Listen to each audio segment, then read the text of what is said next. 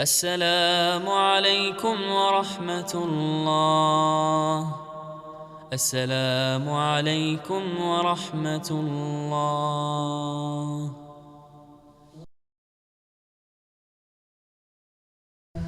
ألف لام را، تلك آيات الكتاب المبين. إنا أنزلناه قرآنا عربيا لعلكم تعقلون. نحن نقص عليك أحسن القصص بما أوحينا إليك هذا القرآن وإن كنت من قبله لمن الغافلين. إذ قال يوسف لأبيه يا أبت إني رأيت 11 كوكبا والشمس والقمر رأيتهم لي ساجدين. قال يا بني لا تقصص رؤياك على إخوتك فيكيدوا لك كيدا. إن الشيطان للإنسان عدو مبين. وكذلك يجتبيك ربك ويعلمك من تأويل الأحاديث ويتم نعمته عليك وعلى آل يعقوب كما أتمها على أبويك من قبل إبراهيم وإسحاق إن ربك عليم حكيم. لقد كان في يوسف وإخوته آيات للسائلين. إذ قالوا ليوسف وأخوه أحب إلى أبينا منا ونحن عصبة إن أبانا لفي ضلال مبين. اقتلوا يوسف أو اطرحوه أرضا يخل لكم وجه أبيكم وتكونوا من بعده قوما صالحين. قال قائل منهم لا تقتلوا يوسف وألقوه في غيابة الجب يلتقطه بعض السيارة إن كنتم فاعلين. قالوا يا أبانا ما لك لا تأمنا على يوسف وإنا له لناصحون. أرسله معنا غدا يرتع ويلعب وإنا له لحافظون. قال إني ليحزنني أن تذهبوا به وأخاف أن يأكله الذئب وأنتم عنه غافلون. قالوا لئن أكله الذئب ونحن عصبة إنا إذا لخاسرون. فلما ذهبوا به وأجمعوا أن يجعلوه في غيابة الجب وأوحينا إليه لتنبئنهم بأمرهم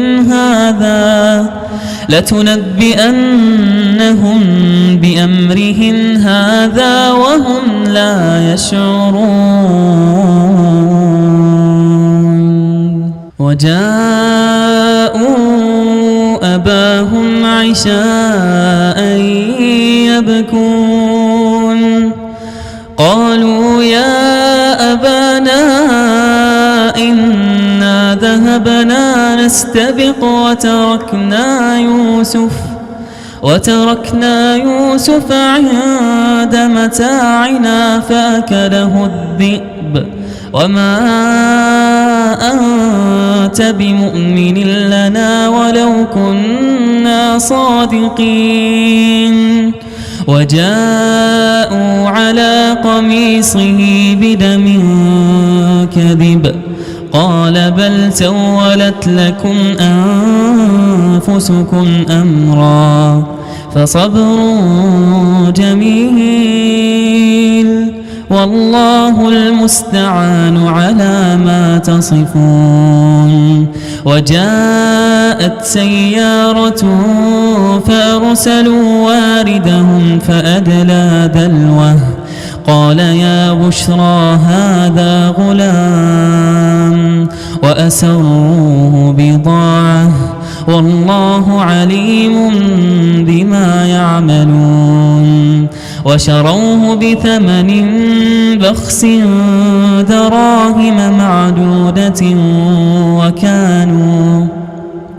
وكانوا فيه من الزاهدين. وقال الذي اشتراه من مصر لامرأته أكرمي مثواه عسى أن ينفعنا أو نتخذه ولدا وكذلك مكنا ليوسف في الأرض ولنعلمه من تأويل الأحاديث والله غالب على أمره ولكن أكثر الناس لا يعلمون. ولما بلغ أشده آتيناه حكما وعلما وكذلك نجزي المحسنين. وراودته التي هو في بيتها عن نفسه وغلقت الأبواب وقالت هيت لك قال معاذ الله إنه ربي أحسن مثواي إنه لا يفلح الظالمون. ولقد همت به وهم بها لولا أن رأى برهان ربه كذلك لنصرف عنه السوء والفحشاء إنه من عبادنا المخلصين. واستبق الباب وقدت قميصه من دبر وألف يا سيدها لدى الباب قالت ما جزاء من أراد بأهلك سوءا إلا أن يسجن أو عذاب أليم. قال هي راودتني عن نفسي وشهد شاهد من أهلها إن كان قميصه قد من قبل فصدقت وهو من الكاذبين وإن كان قميصه قد من دبر فكذبت وهو من الصادقين. فلما رأى قميصه قد من دبر قال إنه من كيدكن إن كيدكن عظيم. يوسف أعرض عن هذا واستغفري لذنبك إنك كنت من الخاطئين. وقال نسوة في المدينة امرأة العزيز تراود فتاها عن نفسه قد شغفها حبا إنا لنراها في ضلال مبين. فلما سمعت بمكرهن أرسلت إليهن وأعتدت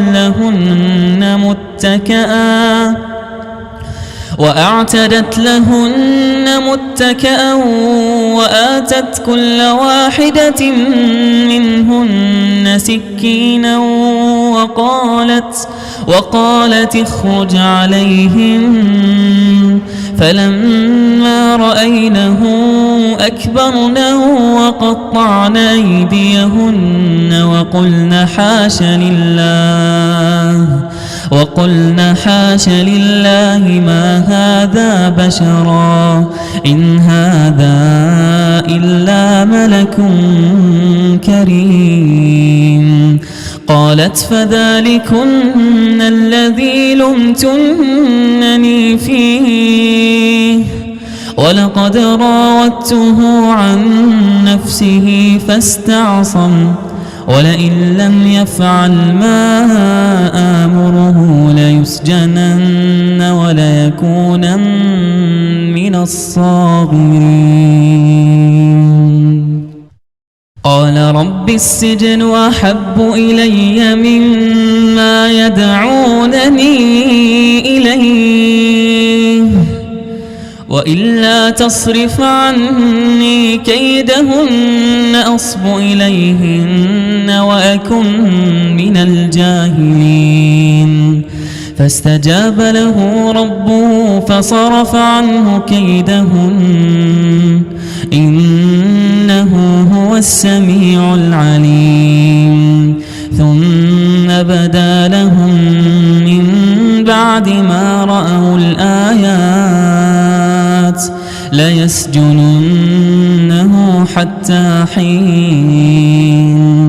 ودخل معه السجن فتيان قال أحدهما إني أراني أعصر خمرا وقال الآخر إني أراني أحمل فوق رأسي خبزا تأكل الطير منه نبئنا بتأويله إنا نراك من المحسنين. قال لا يأتيكما طعام ترزقانه إلا نبأتكما بتأويله قبل أن يأتيكما ذلكما مما علمني ربي إني تركت ملة قوم لا يؤمنون بالله وهم بالآخرة هم كافرون.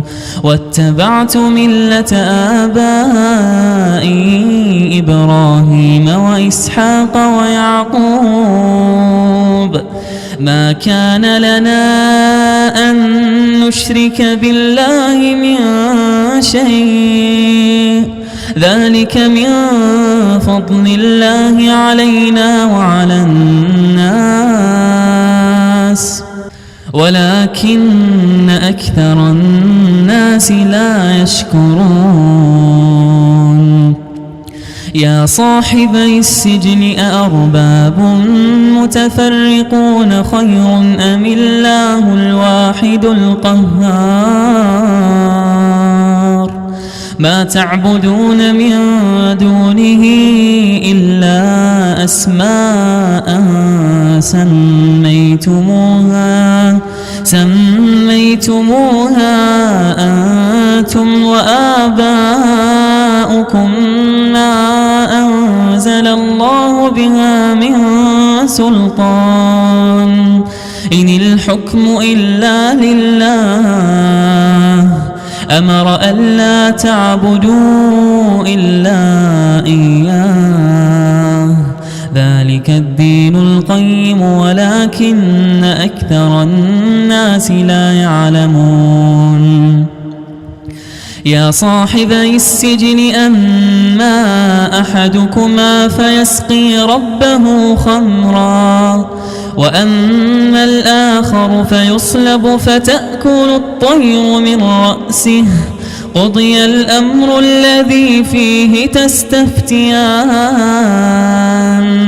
وقال للذي ظن أنه ناج منه اذكرني عند ربك فأنساه الشيطان ذكر ربه فلبث في السجن 10 سنين وقال الملك إني أرى 7 بقرات سمان يأكلهن 7 عجاف و7 سنبلات خضر وأخر يابسات يا أيها الملأ أفتوني في رؤياي إن كنتم للرؤيا تعبرون قالوا أضغاث أحلام وما نحن بتأويل الأحلام بعالمين وقال الذي نجا منهما وادكر بعد أمة أنا أنبئكم بتأويله فارسلون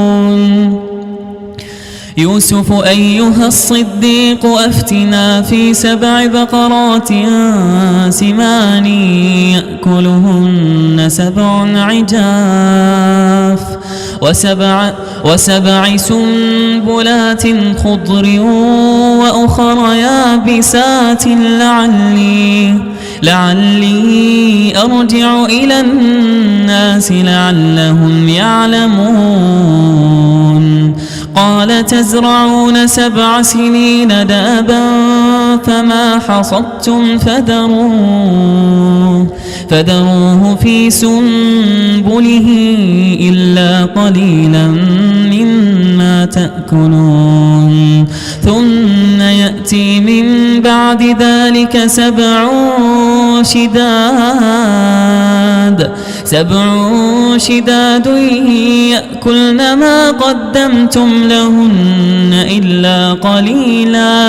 إلا قليلا مما تحصنون ثم يأتي من بعد ذلك عام فيه يغاث الناس وفيه يعصرون وقال الملك ائتوني به فلما جاءه الرسول قال ارجع إلى ربك فاسأله ما بال النسوة اللاتي قطعن أيديهن إن ربي بكيدهن عليم قال ما خطبكن إذ راوتن يوسف عن نفسه قلنا حاش لله